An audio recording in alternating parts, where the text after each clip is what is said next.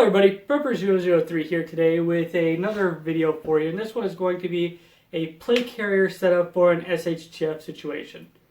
Now I'm going to first off by starting out saying that each person's setup is going to be different depending on their mission and their mission requirements. Like for example, you might be conducting in I'm just going to throw it out there like a Red Dawn scenario to where you're conducting offensive operations where you're doing search and attacks, setting up ambushes, counter attacking to a previous contact that you've received, setting up raids and other things along those type of basic lines to the point to where you actually might need to have that extra amount of ammunition on you because you're perceiving that you're going to have contact by being the initiate of said contact. Or you might need to be a little bit lighter if you're pursuing contact because you need to be a bit more on your feet. Or it could be on the flip side, which I think is going to be for the most part of us preppers. We're not going to be conducting any major offensives or anything like that because, being honest, a lot of us would die if we tried to do that. We're going to be trying to protect ourselves and avoid contact. So what that's going to mean is in curtail is going to be more along the lines of defensive operations. And what that is going to be pretty much perimeter defense, maybe mobile defense. If we're having to bug out, we might have to have our plate carrier on us in a vehicle, because if you're sitting inside a vehicle, you're pretty much sitting inside of a bullet magnet if something does happen, because it takes quite a bit amount of time to quickly exfil out of the vehicle and then start returning fire. Or even to try to get your weapon up and out towards the window, or even just shooting through the windshield or the door, you're still taking a lot of rounds in a very short period of time. Because you can send a lot of rounds just as you've seen being able to go out to the range with a semi-automatic. You can still put quite a few rounds down range. So that's why you might want to have a plate carrier on if you're inside of a vehicle. So now that we've got all of that out of the way and just kind of got that, I know each person's setup is going to be different, and right now I'm just explaining my thought process on how I set mine up and why I set mine up the way I do. Because I've had some people mention some questions about it, and I just kind of wanted to give maybe a little bit of a few tips here or there for some things that I've noticed in my civilian life as just being a civilian, just going to carbine courses and everything else. So right now the thing is going to be pretty much your mags. I know that it's very popular for a lot of people to just stuff as much pouches on their plate carrier and have as many mags as they can, which in theory, depending on what type of thing is going on, it might be alright, because I do know that a couple of guys that I've talked to that went overseas, they would have 12 mags on them out on a patrol. But then you also hear from other people saying that, oh, I just ran 4 and then the one in the gun. Or I ran 4 in my plate carrier and then I had 2 on a battle belt. So a lot of it really comes into play in what you're actually doing and what's going on with the situation around you. But for me, I would say you'd be pretty safe with the average of anywhere from 4 if you're running something very minimalistic. Say, for example, you want to be quick on your feet but still have a decent amount of protection from any type of ballistic threat, to 7 on the higher end if you're wanting to have just a little bit more extra firepower. Say, for example, you're pulling security, you're setting up maybe some type of offensive operation, and if you're doing that, you also might want to think into account of what you're going to need for resupply, which is where I think assault packs come in handy. You can have a couple of extra mags on there to be ready for you and be easily accessible. But that's a whole nother episode in there and of itself. Right now, that's pretty much just the mags, and then just to realize that, you, like I mentioned with the assault pack, that you can have resupply that you don't need to have just on you and weighing you down on your person. Because what happens is if you have a lot of stuff up here, whenever you're trying to go prone and really try to dim down your overall display, and maybe if it's inside of an open field or when you're trying to work around cover, it can make it a little bit more difficult, especially when you're trying to really slim down your overall profile in the field.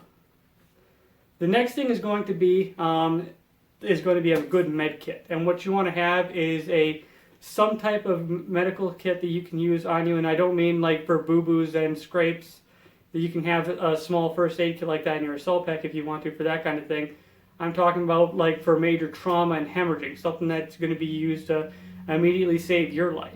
And with that, I would say to have at least 1 extra tourniquet on you, because you never know what could happen. There could be a situation to where both your legs have been, just throwing it out there for an example, you're moving through what seems to be friendly territory. Somebody might have set up some type of explosive device. Maybe it was a improvised IED by setting up just a shotgun on a string, and all of a sudden now you're having an arterial bleed out of both your legs. You're sure you have one tourniquet, and being able to throw a tourniquet on both legs and have somebody help you with that is going to be much more preferable to just having one and trying to tourniquet both your legs with one tourniquet, which isn't going to work very well. So that's one thing that I think would be is a very big necessity, is going to be having at least 2 tourniquets in my personal preference, and having a med kit that's on you that's very accessible. I know that a lot of people like to put their med kit on their back, or sometimes they might have their med kit completely out of the way to where they have it inside of an assault pack, or they'll have it right up front. But I think having it sometimes on your side is going to be very well served towards you, especially when it comes to trying to go prone with you having your mags already here. That's going to add just extra things on you and extra things increasing your profile. And one other thing I would say to do when it comes to your med kit is to put it inside of a Mylar bag. This is just a vacuum sealed Mylar wrapping here. I just vacuum sealed it myself, just because it can keep some of the more essential items like your gauze and everything else nice and protected in some of the harsh environments. You never know when some of the packaging can be punctured or anything like that in the field. So I think that's just one thing that's good to have on you and be able to do, is to keep that as clean and watertight as possible. I'm just going to set that there for ease of time. The next thing is going to be a radio. And one of the things is like we've talked about before in the channel is that communication is a very big importance, especially in an SHTF scenario. Whether it be being able to communicate with your bugger location, or being able to communicate with another section of your group. Maybe you have enough to where you have 2 security teams. You might have one on a foot patrol or a roaming vehicle patrol, and then you have the people back at base camp that are setting up and that are in the hardened security spots and have set up onto their zones and sectors.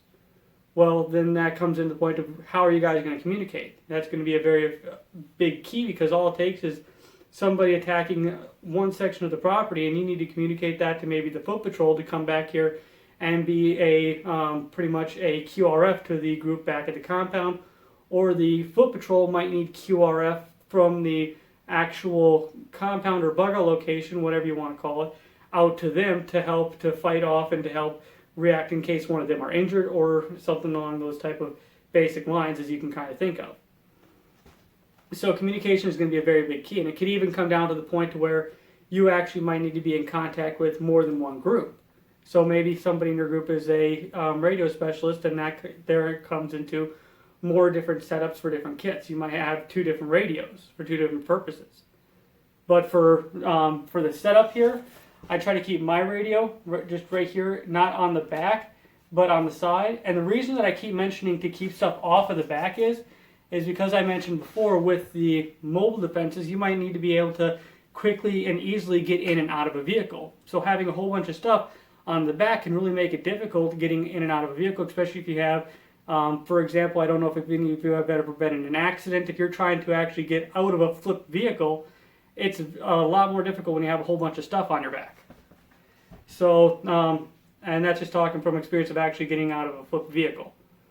So I can just say that if you're trying to open that door and then climb out of it, or if you're having to bust out a window and trying to climb through that, just having a whole bunch of extra stuff on your back and then on your front is going to increase your profile, make things a little bit more difficult. So now I'm going to just to speak back onto the radio section though. The one thing that why I keep it on the side, as I mentioned, it just keeps your overall profile out of the way, and plus it actually allows you to access your radio, which not a lot of people, whenever they put them on their back, think about is that they might need to actuate and touch the radio and be able to change the frequencies, or they might need to replace the batteries or what have you, while actually still being able to stay in the fight. So as you can see there, I was able to do everything right here. I didn't have to turn, look, dig for it or anything like that. I was just able to reach in there, pull it out. I was able to turn it on. I could see my frequencies, turn it off, and put it in. Now, of course, you would have other types of headsets and stuff going on if you wanted to be a little bit more stealthy, but for the most part, it's just a push to talk right now. So that's pretty much it for the radio portion. I know that that's a whole different setup in of itself for a whole different episode, but that's a theory if I just want to really kind of stress to try to keep the backlight. Now, that's up to you and how you want to do it. This is just my personal preference. Now, on to the admin pouch. This is going to be the final segment of it, and right now, I know that each person's approach to the admin pouch is a little bit different. For me, I try to keep my admin pouch very slick, and what I mean by that is, like, if I have a plate here and it has a small admin pouch right here, I'm going to try to keep it as vacant as necessary. And a lot of people will put like their maps, other important paper like a topo or their mission objectives and stuff inside of here. Depending, like, for example, if you're having a perimeter defense, maybe you have a small map of the perimeter defense, or maybe you have a range map of the sector that you're defending, just as a range card, if you will, but just as an example. Then there's another away from papers, you might have a compass, multi-tool, a light, or a small knife. For me, I just keep my NFA paperwork in here for my suppressors in case there's some reason when I'm out at the range training or out on at the bugger location I'm approached because I have my rifle with the suppressor on, that I can say, yeah, I do have paperwork for this suppressor and what have you, and I have my knife right here because you can never have a good knife on you whenever you need it. Trust me, there's been so many times where having this knife on me has just come in handy, whether it be making a shelter or just coming down to doing small repairs on my assault packs that I've had throughout the times. I've run into small issues where I've had small fraying of material and things where you just have to take care of that. The biggest thing was just making those shelters, being able to just quickly pop that off, cut it, and then get back to fighting with my cordage and getting that all in order. So having a good knife on you that's easily accessible, but nothing that's too crazy, like this huge 7 inches long K-bar or something like that. Just something that's nice, small, tuckable right into the admin pouch. That's my thought process on it. And having a good light on there is also good, but I normally have a good light right here on my side. So that's pretty much it for the overall thought process on the actual plate carrier. I really want to hear your guys' thought processes on that and what you guys think and how you approach setting up a plate carrier, or if you even choose to run a plate carrier at all. I know that a lot of people like to run just straight chest rigs for the enhanced mobility of it. So then again, it comes down to what your mission requirements are and what you're going to be approaching to do for your overall group.